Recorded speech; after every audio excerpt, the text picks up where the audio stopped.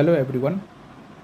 तो logic and philosophy के class पे हमने लास्ट क्लास पे हमने डिस्कस किया था पॉइंट नंबर 3 जो है इसको, एंड पॉइंट नंबर 4 जो है इसको हमने डिस्कस किया था और हमने साइंटिफिक इंडक्शन जो है वो ख़त्म कर लिया था। तो आज के क्लास में एक रिवीजन करते हैं साइंटिफिक इंडक्शन के point number 3 and point number 4 का। देखो यहाँ पे क्या लिखा गया है कि in scientific induction there is an inductive leap और हैज़र्ड। बोला गया है कि साइंटिफिक इंडक्शन पे एक इंडक्टिव लीप है या फिर हैज़र्ड है। ठीक है, अभी ये इंडक्टिव लीप क्या है? इंडक्टिव लीप है जहाँ पे हम नोन से अननोन पे जंप करते हैं, ऑब्जर्व से अनऑब्जर्व पे जंप करते हैं, पर्टिकुलर से जनरल पे जंप करते हैं, सम से ऑल पे जब हम जंप करते हैं तब इसको बोला जाता है इंडक्टिव लीप, या फिर इसको हैज़र्ड भी बोला गया है। हैज़र्ड का मतलब है रिस्क मतलब क्या है? ये जो जंप है like Ram Shyam Jadu Madhu, Ram is model, Shyam is model, Jadu is model, Madhu is model, therefore हमने बोला है ऑल मेन आर मॉडल। इस पर एक रिस्क है। हमने सिर्फ 4 को देख के सभी के बारे में बात किया है, तो इसलिए इसको बोला गया है इंडक्टिव लीप या फिर हैज़र्ड। दो scientific induction is based on observation of facts, yet for the establishment of a general proposition it cannot depend upon observation alone। बोला गया है कि हाँ, ये तो सही है कि scientific induction is based on observation. Scientific induction जो है वो किसके ऊपर निर्भर है? ऑब्जर्वेशन के ऊपर, जहाँ पे हम कुछ पर्टिकुलर फैक्ट्स को, पर्टिकुलर उदाहरण को हम ऑब्जर्व करते हैं। लेकिन टू एस्टेब्लिश जनरल प्रपोजिशन, लेकिन general proposition like all man are mortal को एस्टेब्लिश करने के लिए हमें सिर्फ ऑब्जर्वेशन पे डिपेंडेंट होने से नहीं होगा। We can not depend upon observation alone. It has to depend on inference for the scope of observation is limited. हमें क्या करना पड़ेगा? इन्फरेंस करना पड़ेगा। इन्फरेंस मतलब नोन से अननोन पे हमें जंप करना पड़ेगा, ऑब्जर्व से अनऑब्जर्व पे हमें जंप करना पड़ेगा, पर्टिकुलर से जनरल पे हमें जंप करना पड़ेगा, सम से ऑल पे हमें इन्फरेंस करना पड़ेगा, क्योंकि हमारे पास जो ऑब्जर्वेशन का जो स्कोप है, जो एरिया है, वो लिमिटेड है। हम सभी चीज़ को ऑब्जर्व नहीं कर सकते। For instance it is possible for us to observe some cases of man's death. हाँ, हमारे लिए ये पॉसिबल है कि हम कुछ लोगों के डेथ को हम देख सकते हैं, कुछ लोगों के मृत्यु को हम देख सकते हैं, but not all cases of man's death. लेकिन सभी मैन के मृत्यु को हम नहीं देख सकते। But the aim of scientific induction is to establish a general real proposition. लेकिन साइंटिफिक इंडक्शन का एम क्या है? एक जनरल रियल प्रपोजिशन को एस्टेब्लिश करना। जनरल रियल प्रपोजिशन मतलब एक ऐसा प्रपोजिशन जो जनरल भी है एंड रियल भी है। ठीक है, जिसको तुम कभी चेंज नहीं कर सकते, जिसका कंक्लूजन जो है वो सर्टेन रहना चाहिए। The aim of scientific induction is to establish a general real proposition, so it has to jump from observe cases to unobserve cases. तो हमें क्या करना पड़ेगा? हमें राम शाम जोदू मधु, यहाँ से हमें जंप करना पड़ेगा to all. We have to jump. ठीक है, we have to jump from observe to unobserve cases, the known to the unknown, from particular to general. हमें पर्टिकुलर से हमें जनरल पे जंप करना ही पड़ेगा। This jump from known to the unknown, particular to general, some to all is called inductive leap. और ये जो जंप है नोन से अननोन पे, मतलब पर्टिकुलर से जनरल पे या फिर ऑब्जर्व से अनऑब्जर्व पे, इसको ही हम क्या बोलते हैं? इंडक्टिव लीप बोलते हैं। This leap is not an ordinary one. ये लीप जो है वो कोई सामान्य जंप नहीं है, कोई ऑर्डिनरी लीप नहीं है।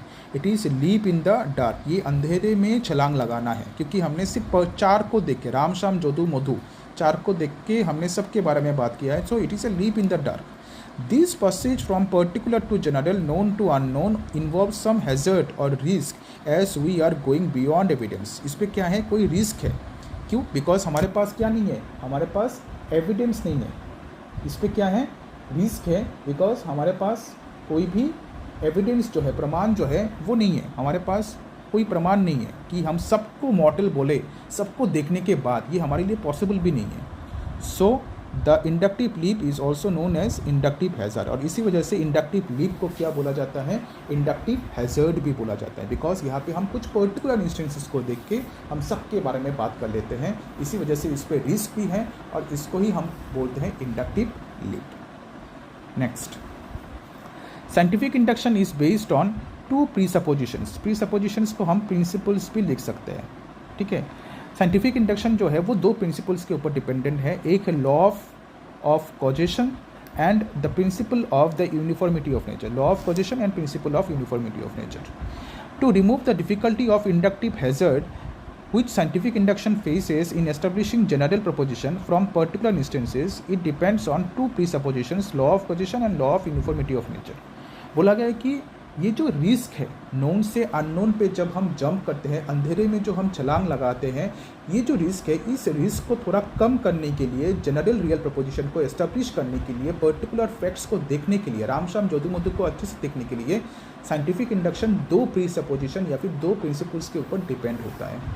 एक है लॉ ऑफ कॉजेशन और एक है the principle of uniformity of nature.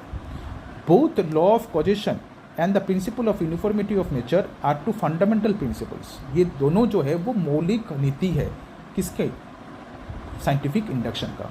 Law of causation भी and the principle of uniformity of nature, ये दोनों फंडामेंटल प्रिंसिपल्स है किसके, साइंटिफिक इंडक्शन के. These two fundamental principles are called formal grounds of induction, scientific induction. बोला गया है कि इन दोनों को क्या बोला जाता है, formal ground of scientific induction बोला जाता है. इन दोनों लॉज के ऊपर हम डिपेंड होने पड़ते हैं, जिन लॉज के ऊपर हम डिपेंड होते हैं इनको हम बोलते हैं formal grounds.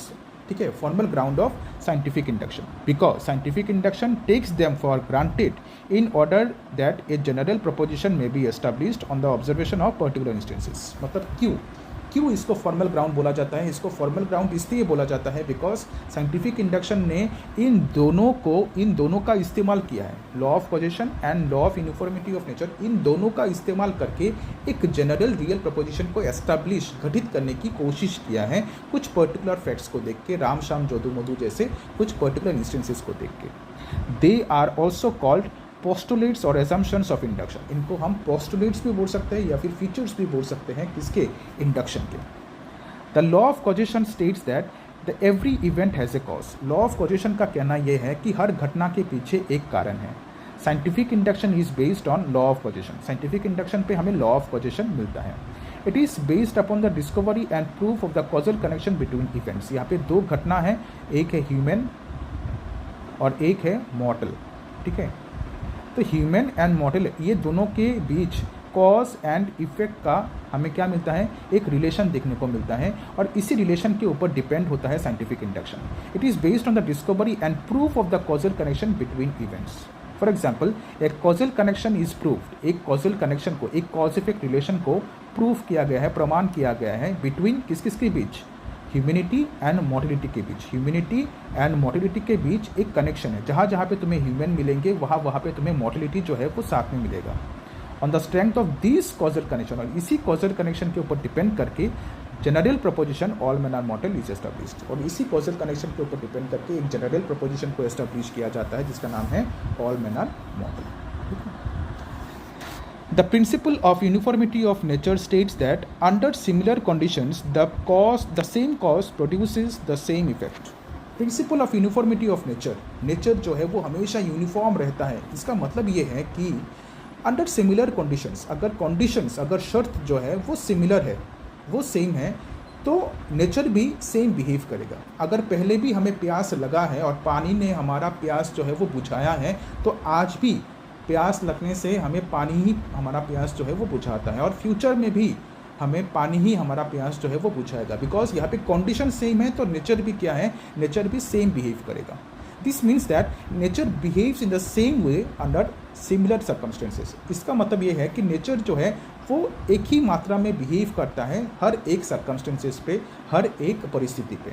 For example, when we find that there is a causal connection between humanity and mortality, we further assume that this causal connection will be true in all cases of man under similar circumstances. मतलब क्या है, जब एक causal connection, cause effect relation जब prove हो चुका है किस के बीच, ह्यूमन एंड मॉर्टल के बीच, जब ह्यूमन है, जहाँ पे ह्यूमन है वहाँ पे हमें मॉर्टलिटी जो है वो देखने को मिलता है, तब हम ये एज्यूम करते हैं, हम ये मान के चलते हैं कि हर जगह पे कोई भी सर्कमस्टेंस हो, कोई भी परिस्थिति हो, कोई भी सिमिलर परिस्थिति हो, जहाँ पे मैन हमें मिलेगा वहाँ पे हमें मॉर्टिलिटी जो है वो देखने को मिल सकता है. और इसी को बोला जाता है यूनिफॉर्मिटी ऑफ नेचर. मतलब क्या है, मैन एंड मॉर्टिलिटी जो है वो हर जगह पे क्या है, यूनिफॉर्म है, सिमिलर है.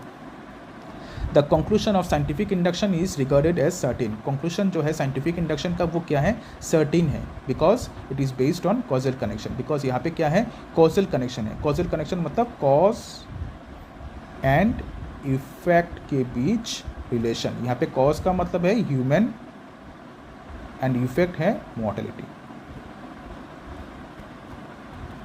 जहाँ जहाँ पे ह्यूमन हमें मिलेंगे वहाँ पे हमें मॉर्टेलिटी मिलेगा, और इसी चीज़ के ऊपर scientific induction is dependent. That is why scientific induction का जो कंक्लूजन है वो हमेशा सर्टेन है। ठीक है, तो इससे हमारा साइंटिफिक इंडक्शन जो है वो ख़त्म हो जाता है पूरा।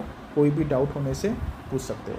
फिजिकल क्लास पे हम अनसाइंटिफिक इंडक्शन जो है इसका शुरुआत करेंगे मंगलवार से।